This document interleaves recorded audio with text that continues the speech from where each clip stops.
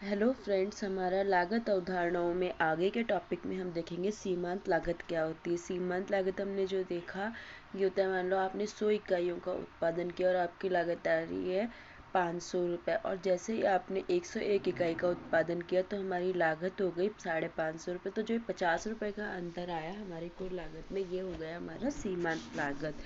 Firm के द्वारा माल की एक इकाई अधिक उत्पन्न करने से कुल लागत में जो वृद्धि होती है उसे सीमांत लागत कहते हैं।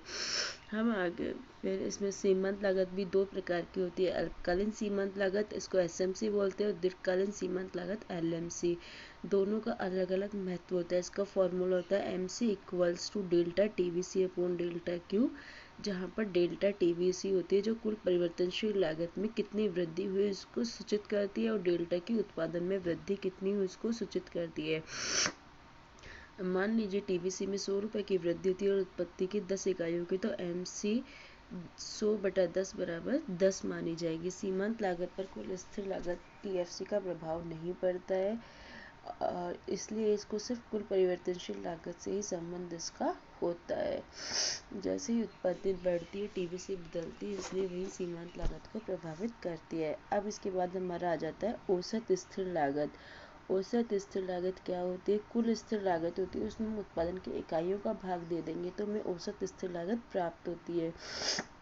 यह निरंतर घटती हुई होती है क्योंकि उत्पत्ति की मात्रा के बढ़ते जाने पर यह अधिक इकाइयों पर फैला दी जाती है, लेकिन यह कभी भी शून्य नहीं हो सकती। एएफसी वक्र के प्रत्येक बिंदु पर कुल स्थिर लागत समान बनी रहती है, इसलिए इसकी आकृति एक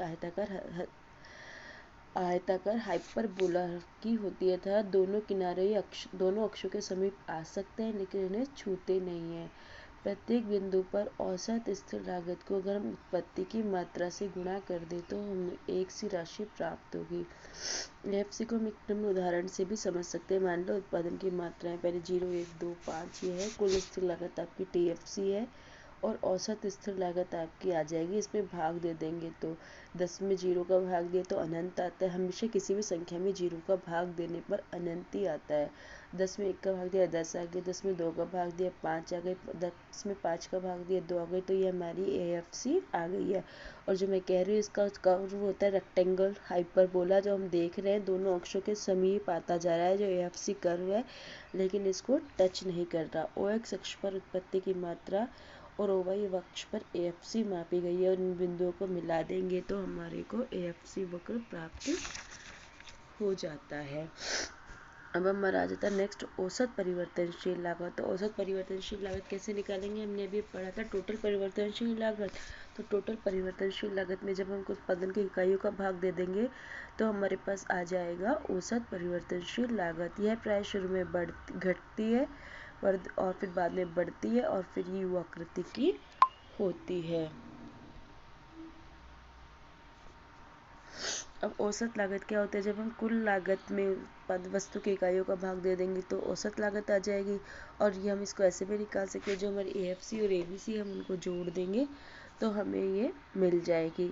इसे अल्पकालीन औसत लागत कहना ज़्यादा उपयुक्त होता है। यह भी यू शेप की होती है। अब हमको ये ध्यान रखना पड़ेगा कौन कौन सी शेप यू शेप की होते हैं, कौन सी लागत वक्र। तो हमने देखा एबीसी भी यू शेप का होता है और औसत लागत वक्र भी यू शेप का होता है।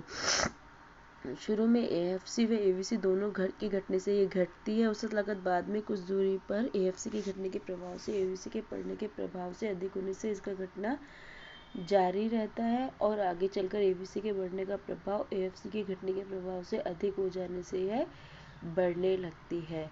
अब हम इसको टेबल में भी देख सकते हैं कि भाई कौन सी लागत कौन सी क्या है, और हमको यहाँ सारी लागतें सातों लागत क्लियर हो रही है। और यहाँ हम इनके कर्व की शेप दे सकते हैं कि मैंने कहा था टीएफसी किस क्षैतिज रेखा पर होती, क्षैतिज रेखा के समानांतर होती है, क्योंकि यह उत्पादन बढ़े या घटे ये स्थिर रहती है, और एसटीसी और टीवीसी इस तरह से होती है। अब हम देखेंगे टोटल परिवर्तनशील लागत मूल बिंदु पे 0 होती है। ये मूल बिंदु 0 होती है क्योंकि अगर अपन उत्पादन नहीं करेंगे तो लागत भी 0 होगी। तो हम ये देख रहे हैं 0 से शुरू होती है और टोटल लागत होती है जो ऊपर से शुरू होती है, अर्थात आपको मिनिमम कुल स्थिर लागत तो आपको वहन करनी ही पड़ेगी। तो यह ऊपर से होती है, मतलब आपको ये मिनिमम 100 रुपये, तो आप इसको ये झेलनी ही पड़ेगी। अब उसके बाद हमारे अन्य कर्व की शेप आ जाती है। तो SMC हम देखते ही है, ये इस तरह से होता है। ABC, AC हमारा इस शेप में होता है कि यू शेप में हो रखा है। तो ये हमारे सारे लागत कर्वों की शेप होती है। और TFC हमने देख ही लिया, क्षैतिज होता है। TVC है, पहले घटती हुई दर से बढ़ रहा है, फिर बढ़ती हुई दर से बढ़ता है।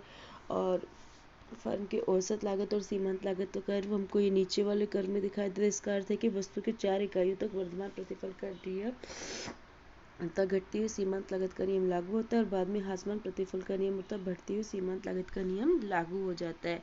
यह ध्यान रहेगी TVC वक्र की उत्पत्ति की प्रत्येक मात्रा के लिए न्यूनतम लागत को सूचित करता है। अब हमको मेनली एग्जाम में इस तरह से, ऑब्जेक्टिव में इस तरह से क्वेश्चन आते हैं इससे कि आपकी लागत कर्वों की किसकी शेप कौन सी होती है, कौन सी आपको झेलनी ही पड़ती है, ये सब आ जाएगा। और लॉन्ग क्वेश्चंस में आ जाती है, या तो डेफिनेशन पूछ लेते हैं जब शॉर्ट आंसर वाले टाइप क्वेश्चन होते हैं, और लॉन्ग क्वेश्चन होगा तो वहाँ आपको सारे लागत कर्व की डेफिनेशन और विद डायग्राम्स आपको देनी पड़ती है। अब औसत लागत वक्रों का स्पष्टीकरण हम देखेंगे। औसत लागत वक्रों को चित्र 3 पर हमने दर्शाया है, जो हमने यहाँ देखा है, ये लास्ट वाला चित्र है, इस पे हमने दर्शाया है। अब औसत लागत वक्र, जैसा कि पहले कहा जा चुका है कि AFC वक्र प्रारंभ में तेजी से नीचे आता है, बाद में धीरे धीरे घटने लगता है, लेकिन ये कभी भी शून्य नहीं हो सकता। ये एक आयताकार हाइपरबोला के आकार का होता है। इसके प्रत्येक बिंदु पर